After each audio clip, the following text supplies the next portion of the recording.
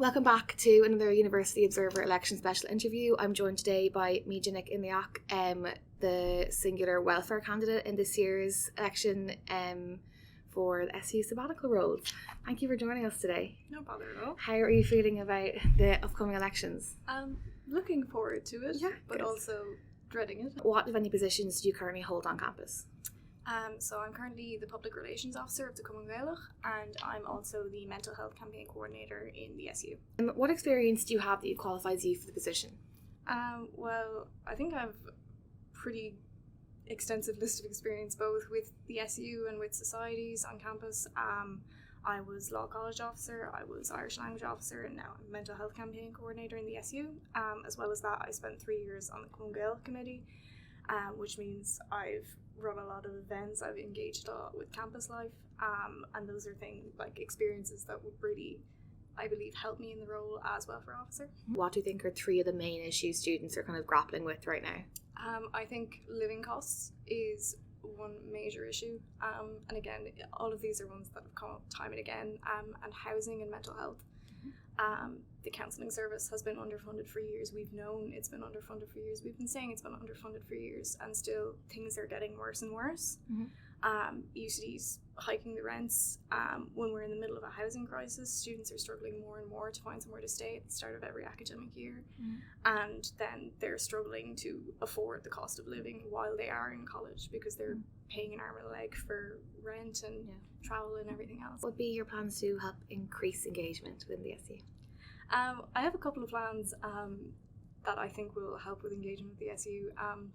Particularly, I think my section on my manifesto on empowering students with regards to, like, a lot of students might have issues with the housing market but wouldn't show up to a protest because they don't know exactly what they want done, or they just don't have time, or they don't see the value in it. But we've seen so much success with the accommodation survey. We've seen success with renting in Dublin information sessions. Students will engage with the SU when they feel they're getting something out of it. And if you can say, listen, I'm going to let you know what your rights are with your landlord, I can let you know what's going on when they say you can't use the kitchen between 6 and 10 p.m. every day. That's something that'll bring students, I believe, into the SU a lot more than just we're raging about rent. What are the most important aspects of the role of welfare officer?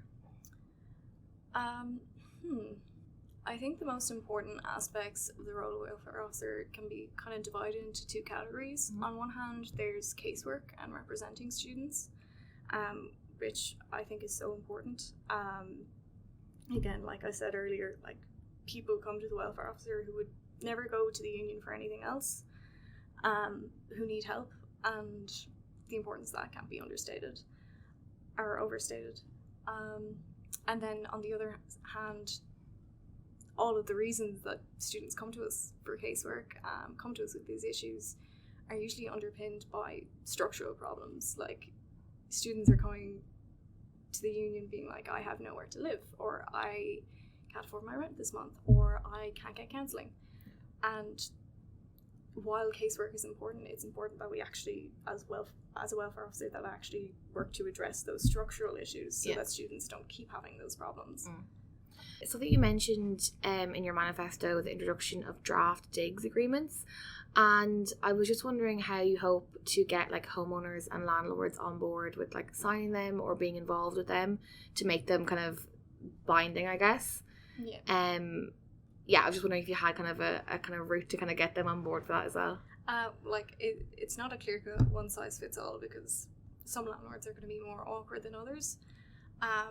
But being able to produce something that, say, a student didn't have to type up themselves, that has, UCDSU or whatever behind it, might lend a bit more backing to be like, this is a legitimate thing, it's fine. And as well, any provisions that would be in a draft digs agreement would be perfectly reasonable things to ask. Now, not all landlords are perfectly reasonable, but at least having that there and being able to produce it straight away and saying, hey, can you sign this saying you need a week's notice or 2 weeks notice, to evict me instead of Yeah. just at the drop of a hat.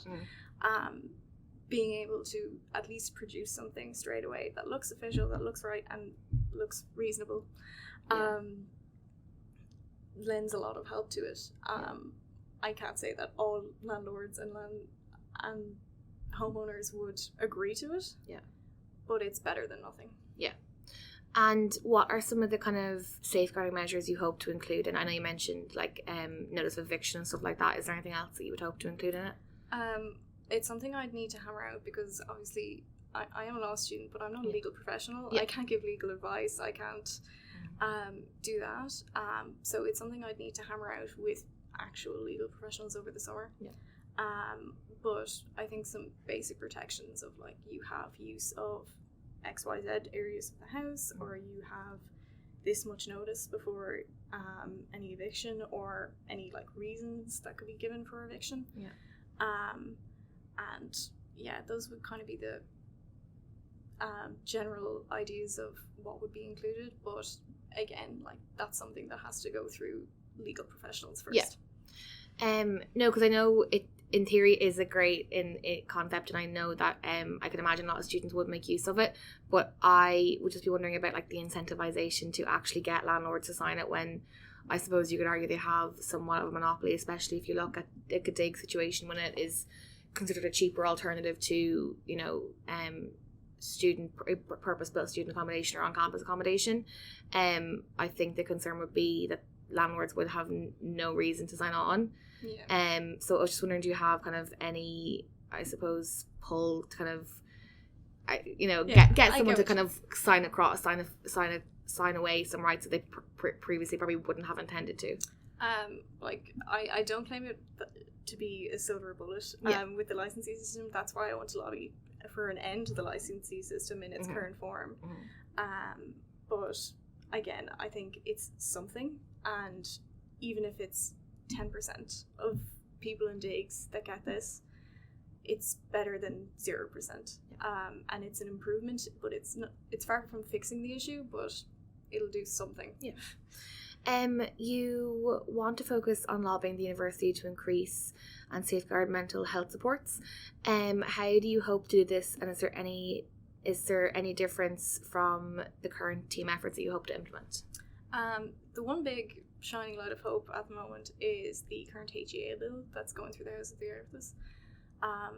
And in that bill, there are provisions for ring-fenced funding for mental health, with like specific criteria for what that funding is to be used for, and the funding will be withheld if it's not used correctly. If that goes through, and we're hoping it goes through, and I plan to lobby to make sure it goes through, that's a game changer. That means that like for years upon years, like consecutive sabbatical teams have been asking for a fully costed mental health strategy. It wasn't until this year when it came from Simon Harris to ask for a fully costed mental health strategy that UCD actually decided to do it. Without pressure from on high, like engagement with management, we're pissing against the wind. We're not going to get anything over the line that they don't want to do themselves. Yeah. And usually that means stuff that costs money. So what would be different is hopefully the context of that ring fence funding going through, and it's something I plan to work on making sure it does go through. Yeah. What is this year's budget? I actually don't know what this year's budget is. I believe that last year Molly had something in the range of 10 grand, but I don't have the hard figure on that. And I don't know if that will be the exact same budget as next year. Okay. How do you plan on spending your budget? I know you don't have its all provisional numbers, but do you have a rough kind of idea of what you'd like to allocate to where? I mean, there's the classic stuff of condoms, lube, pregnancy tests, and then there's also, I would like to probably spend a chunk of my budget on materials for the promotion of like students' rights and stuff like that, to have that like something on a leaflet anytime they're at an SU event, something on a leaflet anytime they're walking around campus. It's about reaching students that wouldn't always be reached by the SU in any way we can. Yeah. What do you think the biggest challenge facing the welfare officer is? The main problems year on year for welfare officers, and the main problems that welfare officers have been ask about 4 years are institutional. Like, we've been asking for more funding for the counselling service for years. We've been asking for affordable accommodation for years. And I think the biggest issue is tackling that when management doesn't want to. And the unfortunate fact of the matter is, if we're only engaging with management through their structures, if they don't want to and if they say no, that's it.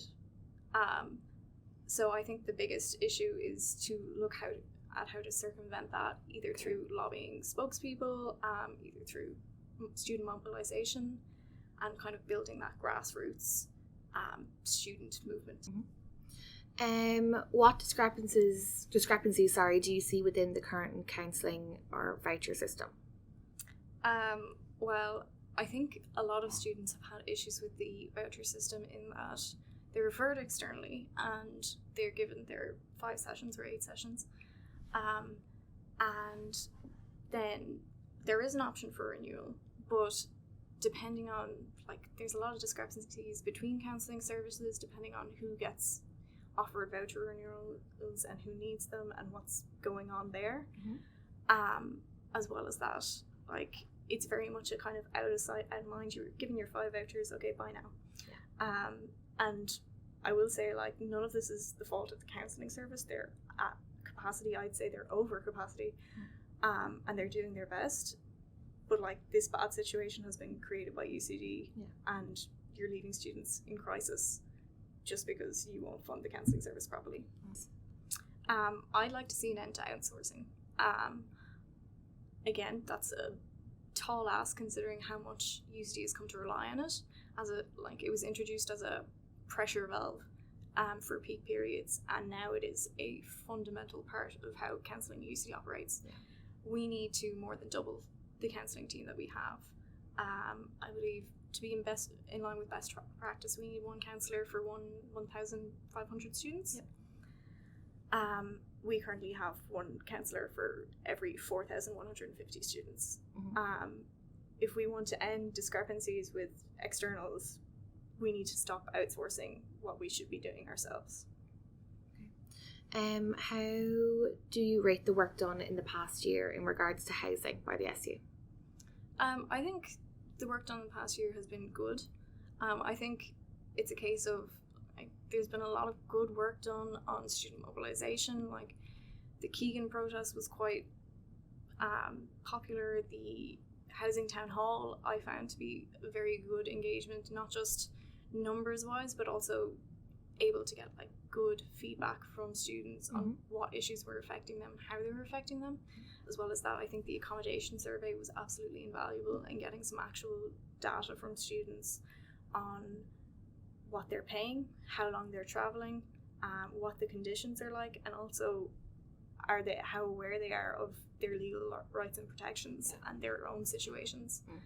I think that's all been, like, very good work done, but there's, like, the issue is far from settled and far from fixed, and, like, there's more work to be done, which I hope to do. I know the introduction of drug testing kits on campus has been something that, SU would like to have introduced. I know there are issues with it. Is it something you'd like to see introduced during your term as well for officer in the next year? It's something I'd like to see introduced. I know it's something as well that I'm mandated to work on in the policy book. I also know that the reason it hasn't happened yet is just due to legal concerns. And obviously I need to kind of fully investigate what the legal concerns are, what the story is, and see. But I think it is something that would be positive. That's all I have for you right now. Thank you so much for joining us, Míde. Best of luck in the rest of your campaign, and we'll see you at hustings. Thanks a million. Thank you very much.